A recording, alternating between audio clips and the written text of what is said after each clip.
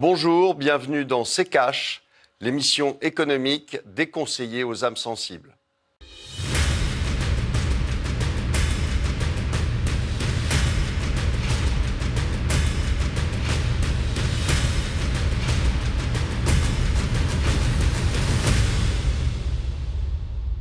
Bonjour, aujourd'hui nous allons vous parler du Bitcoin. Bonjour Estelle.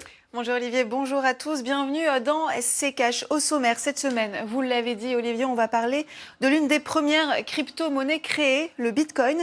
Quelle est cette monnaie? À quoi sert-elle? Faut-il acheter du Bitcoin? Voici les principaux points que l'on va aborder avec vous Olivier. Mais d'abord un mot sur la naissance du Bitcoin. Le 31 octobre 2008, un mystérieux Satoshi Nakamoto publie un livre blanc sur un site appelé bitcoin.org, un texte fondateur de 9 pages écrit en anglais qui résume le fonctionnement du Bitcoin. Quelques semaines plus tard, en janvier 2009, les premiers Bitcoins sont émis. La crypto-monnaie a fêté ses 10 ans l'année dernière. Elle est passée de la parité avec le dollar en 2011 à 19 873 $ le 17 décembre 2017. Aujourd'hui, un bitcoin vaut 6 910 € et environ 7 700 $. Olivier, quel regard vous portez sur cette crypto-monnaie? D'ailleurs, est-ce que c'est une monnaie? Eh bien non, justement, c'est pas une monnaie. C'est pas une monnaie parce que ça n'a aucun des attributs d'une monnaie. Alors c'est quelque chose qui a en fait réellement émergé par la peur et l'inquiétude qu'avaient les investisseurs quant à leur épargne. Et quand ils ont vu ce qui se passait du côté de la banque centrale, des banques centrales qui créaient de la monnaie à tour de bras, ils se sont dit, finalement, peut-être que les billets qu'on tient dans la main et les billets qu'on a en banque ne valent pas grand-chose.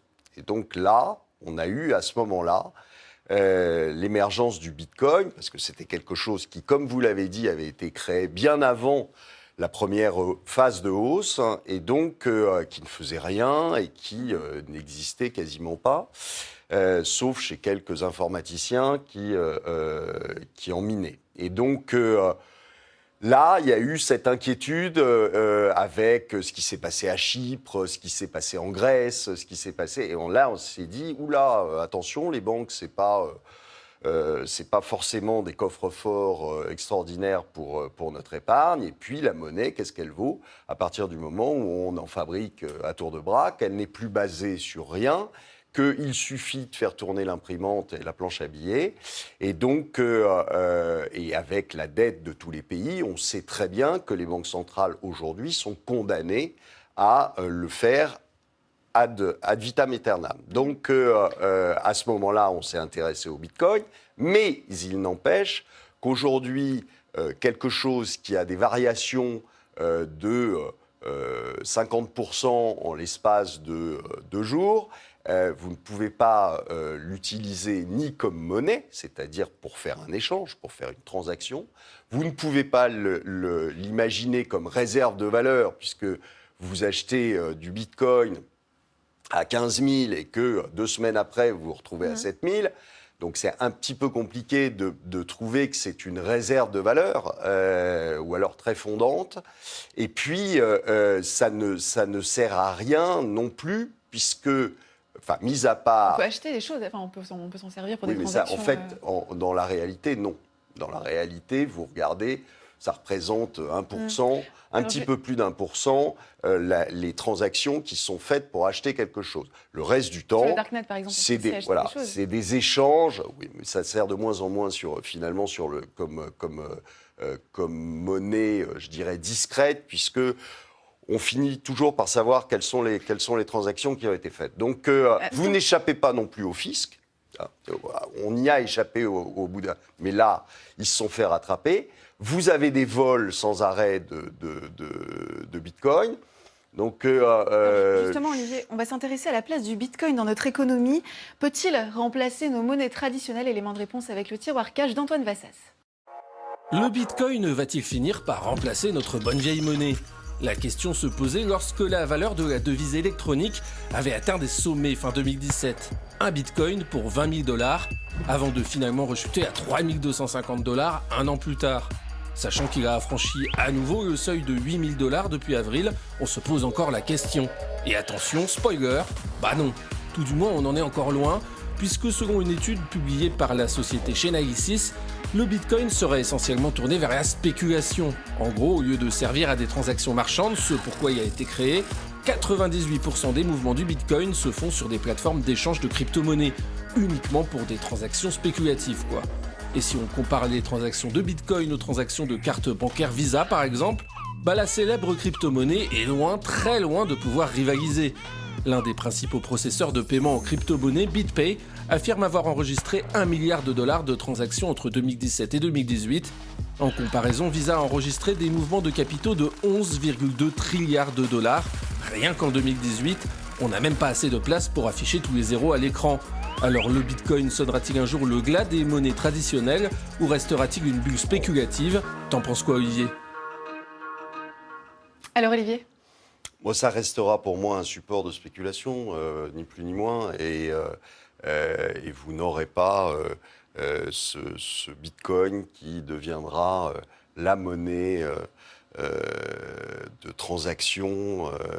Donc, pour moi, c'est aujourd'hui, c'est quelque chose qui a en effet eu son sens, parce que je vous disais, quand les gens ont commencé à se poser des questions sur les monnaies traditionnelles, mais avec raison d'ailleurs, parce que on sait très bien que si la Banque centrale continue comme ça, votre monnaie ne vaudra plus rien. On aura la même chose qu'au Venezuela, on aura la même chose qu'en Argentine, on aura la même chose que... Bon, si créer de l'argent enrichissait le pays qu'il fait, ça serait, le Zimbabwe serait le pays le plus riche du monde. Mais ce n'est pas le cas. Est-ce qu'il faut investir dans le Bitcoin aujourd'hui? Non, enfin, vous pouvez investir dans le Bitcoin comme vous pouvez investir dans la banane, si vous voulez. C'est la même chose, c'est-à-dire que c'est un support qui permet de faire du trading. Alors, si vous y croyez, rien ne vous empêche d'acheter des Bitcoins, mais comme vous achèteriez une action, comme vous achèteriez n'importe quoi d'autre. Le problème, c'est qu'il y a des problèmes de liquidité. D'ailleurs, vous avez remarqué qu'on n'en entendait plus du tout parler quand il était à 3000. Là, tout d'un coup, quelques gros se mettent dessus. Il y a du gros volume pendant 2-3 jours. On le fait monter de x2, x3. Et puis, ça retombe après sans grand intérêt. Alors, donc, Olivier, on va continuer à explorer l'univers du Bitcoin. Cette semaine, nous recevons Philippe Herlin, économiste, auteur de nombreux ouvrages, dont J'achète du Bitcoin aux éditions Erol. Bonjour Philippe Herlin. Bonjour. Merci d'avoir accepté notre invitation. Bienvenue sur le plateau de C'est Cash. Est-ce que pour commencer, vous pouvez nous expliquer concrètement comment fonctionne le Bitcoin? Alors, le Bitcoin, c'est une monnaie qui fonctionne avec un réseau décentralisé. C'est-à-dire qu'il n'y a pas de banque centrale qui la gère. Ça c'est la particularité, c'est l'originalité vraiment, parce que toutes les monnaies qui existent, aujourd'hui, il y a toujours une banque, même les monnaies alternatives, il y a toujours une banque qui gère. Là, il n'y a pas de banque. Et ça fonctionne comment? Ça fonctionne parce que les transactions sont publiques. Quand un virement est effectué d'un numéro de compte à un autre, pour que ce soit validé, comme il n'y a pas d'autorité centrale qui valide, eh bien pour que ce soit validé, c'est la communauté entière qui valide. Et donc cette transaction est publiée en direct dans une base de données qui ne peut pas être modifiée ensuite. Et cette base de données partagée qui ne peut pas être modifiée, c'est ce qu'on appelle la blockchain. Voilà, donc c'est la blockchain qui permet à cette monnaie de fonctionner. Alors Olivier, tout à l'heure, disait qu'on, par ce principe, on ne pouvait pas prendre le terme monnaie. Est-ce que vous, c'est votre avis aussi? C'est une monnaie dans la mesure où ça peut servir à transférer de l'argent, ça peut servir à payer. Et il y a des gens qui l'utilisent effectivement comme ça. Ça peut aussi être stocké comme une monnaie dont on pense qu'elle peut gagner de la valeur. Voilà, donc ça sert de monnaie. Maintenant, ce n'est pas une monnaie usuelle au sens où l'euro est une monnaie qu'on utilise tous les jours. Et voilà. Et puis, il n'y a aucune obligation, rien ne vous oblige à utiliser Bitcoin. L'euro, vous êtes obligé de l'utiliser, même si vous n'aimez pas trop la monnaie, mais si vous n'êtes pas convaincu, bon, votre salaire est versé en euros, vos dépenses, c'est en euros, les contrats qui sont rédigés, c'est en euros. Voilà. Pour que le Bitcoin puisse servir à une transaction, il faut que l'acheteur et le vendeur soient d'accord. Voilà. C'est un peu comme une monnaie complémentaire. Il faut que les deux contractants soient d'accord. Olivier, une réaction Non, mais moi je disais juste que ce n'était pas une monnaie parce que ça n'en avait pas les caractéristiques. Et les caractéristiques, c'est une réserve de valeur. On a bien vu vu les variations qu'il y a dessus, que ça n'est pas une réserve de valeur. Alors on peut toujours me dire que dans 10 ans, ça vaudra 10 fois plus, peut-être. Mais enfin, en attendant, quand vous avez quelque chose qui est votre épargne et qui fond de 50% en l'espace de 3 jours, il y a quelque chose qui me gêne dans l'optique de réserve de valeur. Et puis, on voit très bien que quand on regarde le niveau des transactions réelles, c'est-à-dire pour acheter des choses, que ça représente un pouillème des transactions sur le Bitcoin. Les transactions sur le Bitcoin, pour vous donner une petite idée, il y avait 2000 Bitcoins qui étaient traités par jour avant l'escalade qu'il y a eu verticale.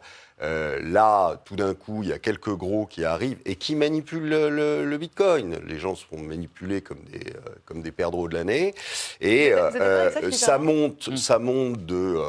double en l'espace de quelques jours. Là, vous vous retrouvez avec 30-40 000 Bitcoins traités par jour. Et puis ensuite, une fois que vous avez, que là, on a tapé récemment un peu plus de $8 000 sur le Bitcoin, là, vous retombez en transaction pendant 15 jours, et puis vous avez une petite pointe de quelques milliers de plus. Enfin, on voit très bien que c'est un marché qui est aux mains, mais comme d'ailleurs tous les marchés aujourd'hui, qui est aux mains de quelques gros, qui s'amusent avec et qui spéculent dessus. Alors maintenant, en termes de transactions, il n'y a rien. C'est-à-dire en termes réellement de transactions, je vous dis, pour acheter quelque chose, c'est 1,3 ou 1,4% des transactions sur le Bitcoin. Donc, c'est-à-dire que, voilà, et vous ne pouvez pas vous en servir, ou alors quand même très difficilement, pour un paiement. Vous n'allez pas me dire que je vous vends un appartement, vous n'allez pas me payer en Bitcoin, alors que je sais très bien qu'à la fin de la journée, je peux avoir perdu 25% sur la transaction. Donc, je ne vais pas le faire, je ne suis pas totalement fou. Donc, mis à part, en effet, quelques transactions sur le Darknet, je ne vois pas très bien à quoi ça sert. Alors sur les manipulations, les cours sont volatiles, mais ce n'est pas parce que les baleines, ce qu'on appelle les baleines, c'est ceux qui possèdent beaucoup de Bitcoin. Oui. Quand on regarde leur comportement, en fait, c'est les gens qui gardent. Ce n'est pas des gens qui s'amusent à faire varier le cours. Ce qui provoque la volatilité des cours, c'est tout d'un coup les nouveaux arrivants. Ce qui s'est passé en 2017, c'est que tout d'un coup les médias se sont mis à en parler, le cours a monté, et beaucoup de gens se sont dit, ça monte, je vais en acheter, sans chercher à comprendre comment ça fonctionnait, à quoi ça servait, à quoi servait la blockchain, tout ça. Ils ont acheté parce que ça montait, ensuite ça s'est écroulé, ils ont revendu, ils sont repartis. Bon. Mais c'est plutôt ces nouveaux arrivants qui provoquent la volatilité. Ceux qui en détiennent beaucoup, ils y croient à long terme et ils gardent. Ils ne cherchent pas à manipuler. Ensuite, en ce qui concerne les transactions, c'est vrai que nous, en France, on n'a pas intérêt à payer en Bitcoin. On a l'euro qui est une monnaie stable. Il n'y a pas de contrôle de l'échange. On a une liberté là-dessus. Bon, il n'y a pas de risque de faillite bancaire, enfin, en tout cas à moyen terme. Donc, bon, on n'a pas. Mais il faut savoir qu'il y a beaucoup de pays émergents en Amérique du Sud, en Afrique, où il y a une forte inflation, où il y a des dévaluations de monnaie, où il y a un contrôle de l'échange, où l'État a un comportement arbitraire ou totalitaire, comme on le voit au Venezuela. Et dans ces pays-là, on remarque que le Bitcoin est utilisé comme monnaie de transaction, parce que même s'il est volatile, globalement, il garde sa valeur à long terme, il a même plutôt tendance à monter, alors que le peso argentin, ou je ne parle même pas de la monnaie vénézuélienne, la valeur s'effondre. Et donc, pour un acteur économique, il peut être tout à fait rationnel d'utiliser le Bitcoin comme monnaie dans une transaction par rapport à une monnaie nationale qui est très mal gérée. Maintenant, dans les pays occidentaux, on remarque que c'est plutôt des achats en termes d'épargne ou de spéculation. Voilà, c'est un placement. Ça. Un placement, voilà, un placement spéculatif. Ça, c'est clair que c'est spéculatif, mais c'est un placement. Je voudrais juste qu'on revienne à la création du Bitcoin. Pourquoi est-ce qu'elle a vu le jour, cette monnaie ? Olivier, tout à l'heure, parlait d'inquiétude. C'était en 2008. Oui, c'est amusant parce que ça naît au moment de la crise de 2008. En septembre, le papier, le document de recherche qui explique comment fonctionne le Bitcoin, il sort en novembre 2008 et la première transaction, elle se fait le 3 janvier 2009. Voilà, donc c'est une monnaie qui vient en réponse à un système bancaire et monétaire qui va mal. Et justement, le Bitcoin, il fonctionne à l'opposé des monnaies actuelles, c'est-à-dire il n'y a pas de planche à billets dans le Bitcoin, c'est pas possible. On sait qu'il n'y en aura pas plus de 21 millions, c'est dans le code, ça ne peut pas être changé, et donc on est dans quelque chose, une ressource rare. Il n'y a pas un responsable de banque centrale qui peut dire je vais imprimer des bitcoins comme ça pour soutenir l'économie ou je ne sais quoi. Donc ça fonctionne à l'inverse de nos monnaies basées sur de la dette va aller sur des valeurs, on ne sait pas trop, le bilan de la Banque centrale, est-ce que ça vaut? Bon, voilà. Le Bitcoin, c'est un peu une ressource rare. C'est pour ça qu'on peut parler d'or numérique. Il y a une quantité limitée. Et voilà, donc ça fonctionne. C'est un fonctionnement radicalement différent des monnaies actuelles. C'est pour ça que ça a eu du succès. Alors, ça a mis du temps à émerger, mais c'est pour ça que ça a du succès aujourd'hui. Et je crois que les gens, de plus en plus, le comprennent. Quand vous dites qu'il y a un plafond, ça veut dire que concrètement, on ne pourra pas fabriquer plus On de... ne pourra pas. Il y a la courbe de production est prévue. On est à peu près à 18 millions aujourd'hui. Et ça va tendre vers 21 millions sans jamais l'atteindre. Et ça, c'est prévu dans le code dès le départ. Et ça ne peut pas être modifié. Donc voilà, on a affaire à une ressource rare. Ce n'est pas le cas de toutes les crypto-monnaies. Par exemple, l'Ethereum, il n'y a pas de limitation prévue pour l'instant. Son fondateur, Vitalik Buterin, a dit que peut-être un jour, il ferait une limitation en nombre, mais il n'y a pas de limitation. Ça dépend des crypto-monnaies. Mais le Bitcoin, ça, c'est inscrit dans le code et c'est vraiment quelque chose auquel tout l'écosystème est attaché parce que c'est un fondement de la valeur et du sérieux de cette monnaie, quoi. Le problème, c'est qu'en effet, le Bitcoin est limité en quantité, sauf que vous pouvez faire autant de Bitcoin que vous voulez. C'est-à-dire oui, autant. c'est autre chose. Vous pouvez faire un Bitcoin 1, 2, 3, 4, 5, bien 6. sûr. Oui, on peut créer... Et finalement, autre ça fait sauter cette espèce de limite. Quand il était tout seul, quand il n'y avait qu'une seule monnaie, eh bien oui, là, on pouvait dire en effet. Mais là, aujourd'hui, avec... là, ça s'est bien calmé. Mais il fut un temps assez récent où il y en avait quasiment une par jour. C'est-à-dire qu'on était là, chacun créait son petit bitcoin dans son coin. Alors évidemment, il y a eu des faillites retentissantes là-dessus, mais ceci dit, on peut très bien imaginer que tout d'un coup, on fasse un bitcoin et que, bien marketé, bien machin, finalement, ils viennent concurrencer l'ancêtre du Bitcoin. Donc, vous avez quelque chose qui n'est pas si limité que ça. Moi, en tant que... J'ai absolument rien contre le Bitcoin en tant que support de trading, mais comme tout peut être support de trading, finalement. Bon. Là, on a créé quelque chose avec une rareté artificielle et on dit... et on joue là-dessus. Pourquoi pas ? Pourquoi pas? Mais là où je commence un petit peu à freiner, c'est quand on essaie de me vendre ça comme une monnaie et comme la monnaie d'avenir. Parce que là, j'ai quand même du mal à l'avaler. D'autant plus que, alors on disait au départ, il y avait cet aspect anonyme qui, c'est de moins en moins vrai. L'anonymat, c'est même plus vrai du tout. Vous le faites voler comme pas possible. Vous avez vu qu'il y a 1 milliard de bitcoins qui se sont fait voler depuis le début de l'année sur 3 mois. Sur 3 mois, ce qui est le record battu. Il y avait 1 milliard qui avait été volé en 2018. Là, il y a 1 milliard sur les 3 premiers mois de 2019. Ça fait quand même beaucoup. Alors, on va y revenir. Juste, Philippe Herlin, Philippe Herlin, un mot sur... puisque tout le monde peut créer une crypto-monnaie, un mot sur justement les... Est-ce qu'il y a des crypto-monnaies aujourd'hui qui peuvent concurrencer le Bitcoin? Alors oui, sur la création de Bitcoin, c'est d'autant plus possible que le code source qui fait tourner le Bitcoin, il est public. Ça, c'est une donnée fondamentale. Je veux dire, sur votre ordinateur, Windows, il y a une partie du code, vous ne pouvez pas y accéder. Il y a peut-être des backdoors, on ne sait pas. Bon, le Bitcoin, le code est public. N'importe qui peut le copier et faire son Bitcoin. Mais les gens ne sont pas dupes. Il y a eu un fork assez important l'été 2017. Il y a le Bitcoin Cash qui a été créé, qui lui-même s'est séparé en deux plus tard. Bon, mais les gens ne sont pas dupes. Ils savent bien que ce n'est pas le vrai Bitcoin. Après, si le Bitcoin Cash il propose des transactions plus rapides, moins chères. Bon, pour l'instant, ça reste un peu théorique. Bon, si des gens y croient, si le Bitcoin fait sa place, tant mieux. Mais bon. Mais les gens ne sont pas dupes, donc la limitation de 21 millions, elle est réelle. Voilà. Maintenant, il y a une création, il y a plus de 1000 monnaies qui sont référencées sur CoinMarketCap, le site de référence. Bon, n'importe qui peut créer des monnaies, voilà, ça c'est clair, quoi. Ouais, c'est un système concurrentiel. Et compte tenu de ce plafond, justement, quel avenir a concrètement le Bitcoin?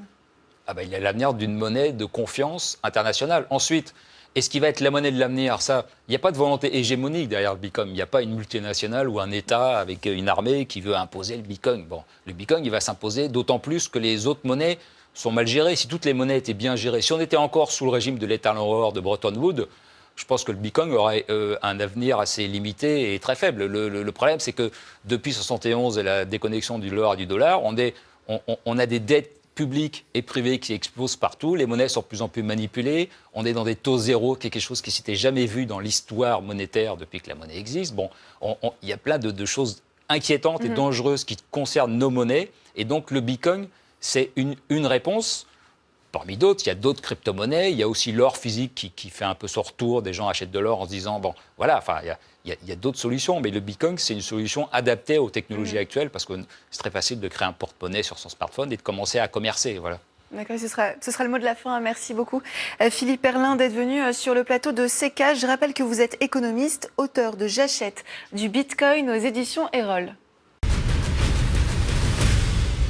L'actu de la semaine, Olivier. Interdire l'avion là où un train parcourt le même trajet en moins de 5 heures. C'est l'idée de 2 députés de l'opposition. Objectif évidemment, lutter contre la pollution émise par le trafic aérien. Le gouvernement semble être plutôt hostile à cette proposition et envisagerait une taxation du kérosène au niveau européen. Est-ce que c'est une bonne idée, Olivier, de taxer le kérosène ?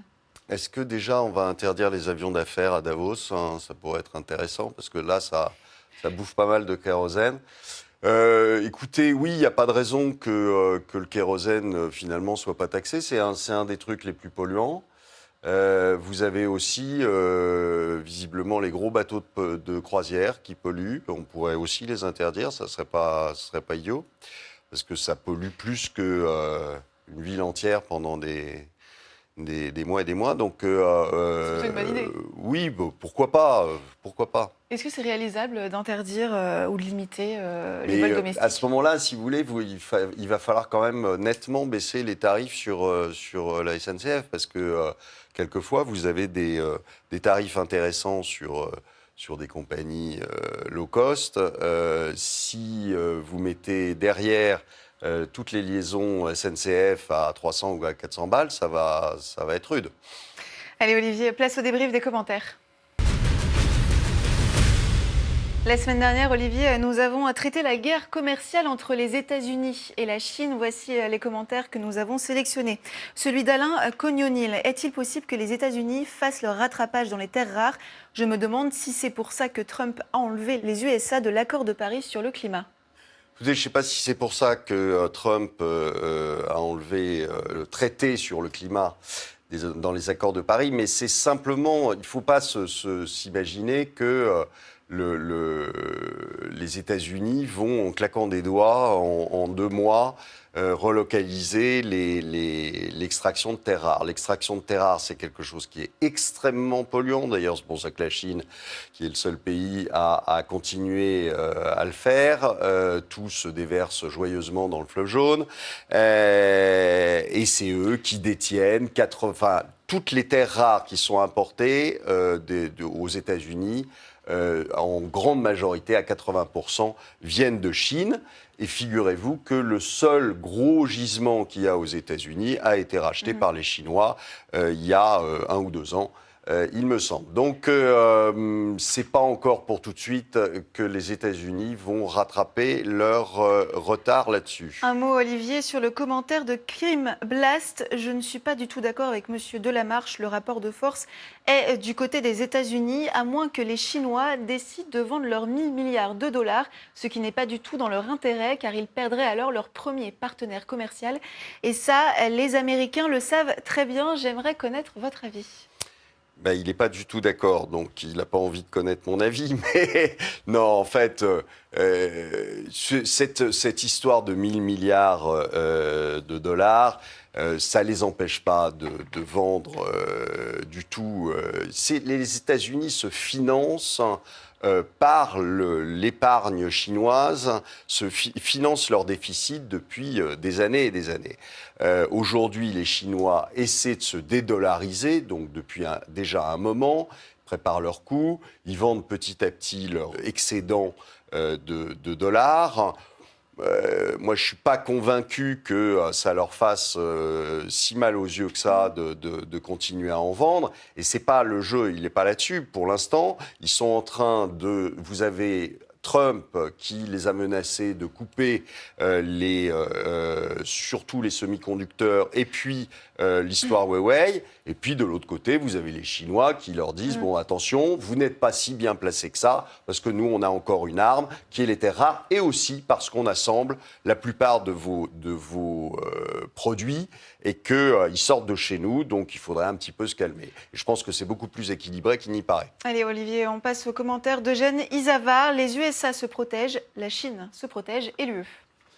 L'UE regarde les missiles passer au-dessus d'eux, et puis comme d'habitude, de toute façon, vu qu'on est aux ordres de M. Trump et que ça ne se fait pas dans l'autre sens, je ne sais pas si vous avez remarqué, que Mme Merkel est assez atlantiste et que le jeune Macron aussi. Donc nous, on regarde les choses se faire entre deux géants, et je pense que malheureusement, on n'a pas trop notre mot à dire. Olivier, un mot sur le commentaire de Bacon Life. La balance commerciale est largement en faveur de la Chine et c'est donc eux qui risquent de le perdre. Oui, les USA ont besoin des usines chinoises, mais les Chinois ont besoin de l'argent américain et il est plus simple de se passer de plastique made in China que d'argent. Et les Chinois n'ont pas besoin d'argent américain, c'est pas vrai. C'est plutôt les Américains qui ont besoin de l'argent chinois pour financer leur déficit. C'est ce que je vous expliquais juste avant. Donc non, c'est absolument faux. Les Chinois ont absolument aucun besoin de l'argent américain. Ils font tourner la planche à billets comme il n'est pas possible. Ils s'endettent monstrueusement depuis quelques années.